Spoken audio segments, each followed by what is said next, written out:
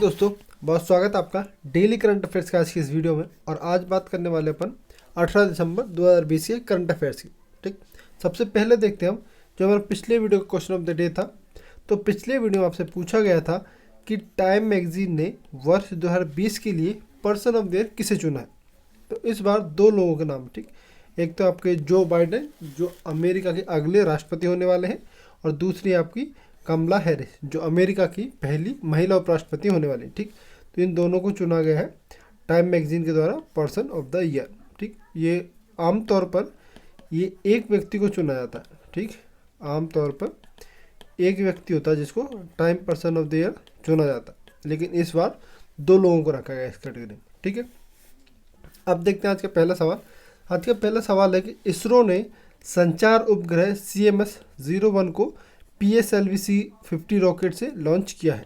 ठीक, अभी क्या है, तो ये आपका एक उपग्रह है जो काम क्या करेगा। तो इसका जो काम है वो है अब टेलीविज़न, टेली एजुकेशन, टेलीमेडिसिन और आपदा प्रबंधन के क्षेत्र में सहयोग करना या मदद करना। ठीक है, और इसका जो एक और इसका बेनिफिट वो है ये है कि जो इंटरनेट की जो रेंज है, ठीक, इंटरनेट रेंज या जिन इलाकों में इंटरनेट की सुविधाएं अभी उपलब्ध नहीं है, कम उपलब्ध है, हाई क्वालिटी इंटरनेट नहीं चलता, वहाँ पर भी ये उसको प्रसार के लिए सैटेलाइट काम कर सकता है।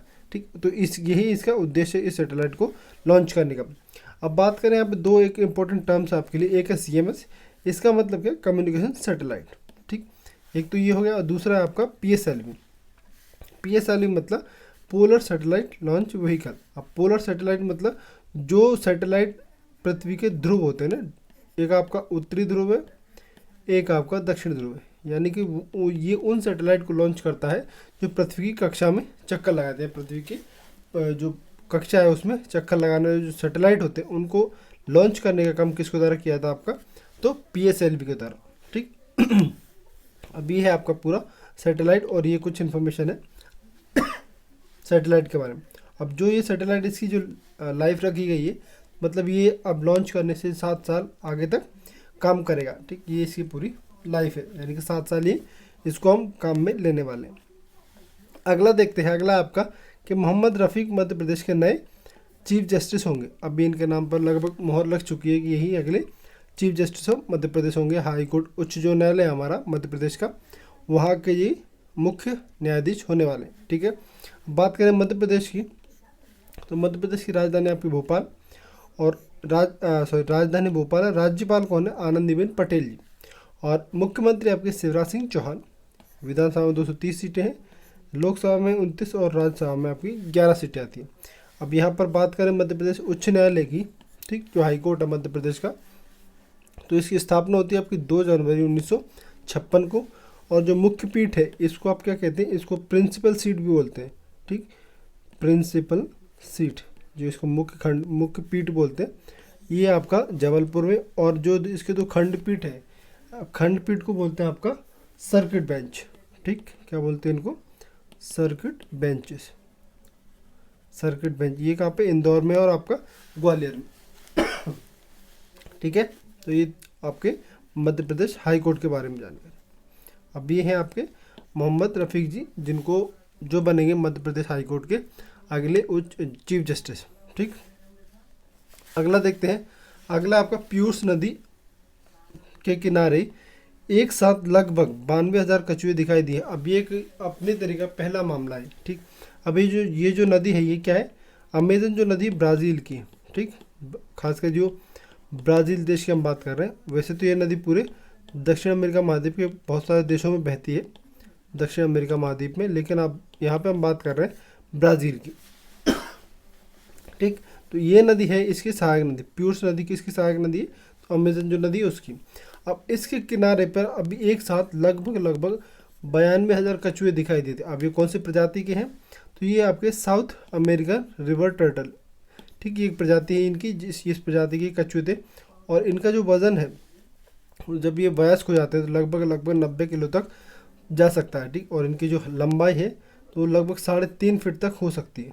ठीक, जो इनकी लंबाई है वो 3.5 फीट तक हो सकती है। ठीक है, ये है आप जो अभी हाल ही में फ़ोटो या पिक्चर जो काफ़ी चर्चा में थी। तो ये आप देख सकते हैं कितने ये छोटे छोटे, अभी ये एक तरीके से कहें तो कछुए के जो बच्चे होते हैं वो उस अवस्था में ये अभी है। ठीक, तो ये एक साथ काफ़ी ज़्यादा मात्रा में देखे, लगभग 92,000 की संख्या में इनको देखा गया था नदी किनारे पर। ठीक, अब ये जो ये अमेजन के जो जंगल है वहाँ पर ये कछुए इकोसिस्टम जिसको हम कहते हैं पारिस्थितिकी तंत्र, ठीक, इकोसिस्टम, उसको बनाने में उसमें एक महत्वपूर्ण भूमिका भी निभाते हैं, काफ़ी ज़्यादा मात्रा में उस क्षेत्र में पाए जाते हैं।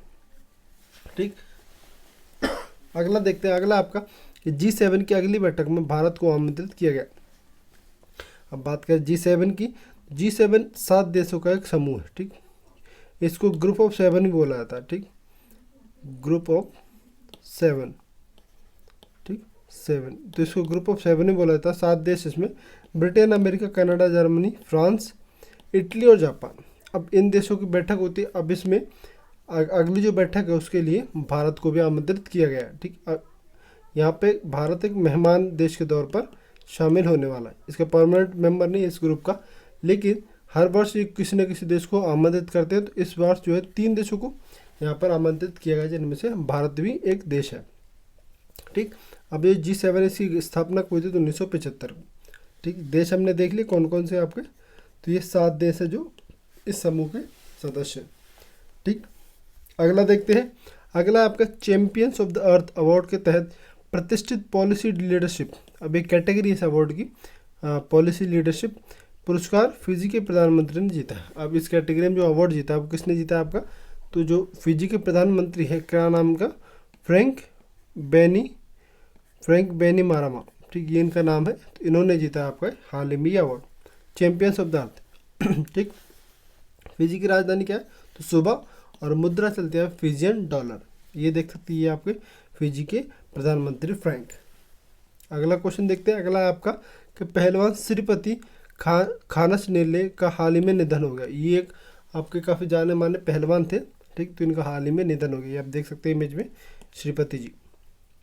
अगला सवाल, S&P ग्लोबल रेटिंग्स ने वित्त वर्ष 2021 में भारत की GDP -7.7 रहने का अनुमान लगाया है। ठीक है, अब ये एक संस्था है जो इस तरह क्रेडिट रैंकिंग जो होती है वो देती है। ठीक, तो इसने जो भारत के लिए 2021 की जो बात करें वित्त वर्ष की, तो उसमें कितना अनुमान रखा है, -7.7। ठीक, अभी GDP का होती है तो इसको बोलते हैं हम ग्रॉस डोमेस्टिक प्रोडक्ट, या हिंदी में इसको कहते हैं सकल घरेलू उत्पाद। एक निश्चित समय सीमा के अंतर्गत जो हमारे देश की सीमा होती है उसके अंदर जो कुल उत्पाद होता है उसकी अंतिम मौद्रिक मूल्य होता है, उसको हम बोलते हैं GDP। ठीक, तो ये आपके 2021 में कितना रखेगा उसका उत्पादन या उसके रेट, तो -7.7। ठीक है, अब ये एक अमेरिकी एजेंसी है जो इस तरीके की रिपोर्ट या रैंकिंग जारी करती है। अगला देखते हैं, अगला आपका कि GS मुरलीधर, इनको बनाया गया कहा गया उड़ीसा के उच्च न्यायालय के नए मुख्य न्यायाधीश। ठीक, अभी हाल ही में क्या होता है, तो सुप्रीम कोर्ट है उसकी तरफ से ये का कुछ नामों पर मोहर लगी, जिनको अलग अलग राज्य के जो हाई कोर्ट है वहाँ का चीफ जस्टिस या एक्टिंग चीफ जस्टिस नियुक्त किया गया। तो उन्हीं में से एक नाम है आपका GS मुरलीधर का। ये बने आप उड़ीसा का जो हाई कोर्ट है वहाँ के चीफ जस्टिस, मुख्य न्यायाधीश। उड़ीसा की बात करें, उड़ीसा की राजधानी क्या आपकी, भुवनेश्वर। राज्यपाल है गणेशी लाल जी, और जो मुख्यमंत्री यानी CM कौन है, तो नवीन पटनायक। और विधानसभा में 147 सीटें हैं, लोकसभा में 21 और राज्यसभा में आपकी 10 सीटें आती है किसकी, उड़ीसा की। अगला क्वेश्चन, अगला देखते हैं, अगला सवाल है कि तमिलनाडु राज्य ने हाल ही में पूरे राज्य में 2000 अम्मा मिनी क्लिनिक का उद्घाटन किया है। अब ये अम्मा शब्द है, ये क्या है, इसका मतलब है यहाँ की जो पूर्व CM थी जयललिता जी, उनको अम्मा के नाम से इस राज्य में संबोधित किया जाता। तो उन्हीं की याद में बनाए गए 2000 छोटे छोटे क्लिनिक, एक तरीके से आप कह सकते हैं। ये आप इमेज में देख सकते हैं, इस प्रकार के छोटे क्लिनिक यहाँ पे स्वास्थ्य सुविधाएं बेहतर तरीके से और उपलब्ध कराई जा सकती है। तो उसी याद में बनाया गया आपके ये 2000 क्लिनिक। ठीक, और इसका उद्घाटन यहाँ के जो मुख्यमंत्री आपके EK पलानीस्वामी जी, तो इनके द्वारा इन जो छोटे क्लिनिक है अम्मा मिनी क्लिनिक, इनका उद्घाटन किया गया। राजधानी क्या है इसकी, तमिलनाडु की चेन्नई। और राज्यपाल है बनवारीलाल पुरोहित जी। 234 सीटें इनकी विधानसभा में है, 39 यानी 39 सीटें आपकी लोकसभा में, 18 सीटें आपकी राज्यसभा में। अब है आपका क्वेश्चन ऑफ द डे। तो आज के क्वेश्चन ऑफ द डे आपके लिए है कि इंटरनेशनल माउंटेन डे कब मनाया जाता था। इसका आंसर आप कमेंट बॉक्स में ज़रूर दें, और वीडियो आपको कैसी लग रही है इसकी राय भी आप कमेंट बॉक्स में ज़रूर दें। वीडियो आपको पसंद आती है तो लाइक शेयर जरूर करें। चैनल को सब्सक्राइब करना ना भूलें। अगर आप चैनल पर नए हैं सब्सक्राइब कीजिए, नोटिफिकेशन घंटी भी दबाइए। ठीक, आज की वीडियो का आपको PDF चाहिए तो दोनों ग्रुप से आप जुड़ कर ले सकते हैं, उसकी लिंक आपको डिस्क्रिप्शन में दे दी जाती है। कल मिलते कि नए वीडियो के साथ, तब तक अपना ध्यान रखिएगा। धन्यवाद।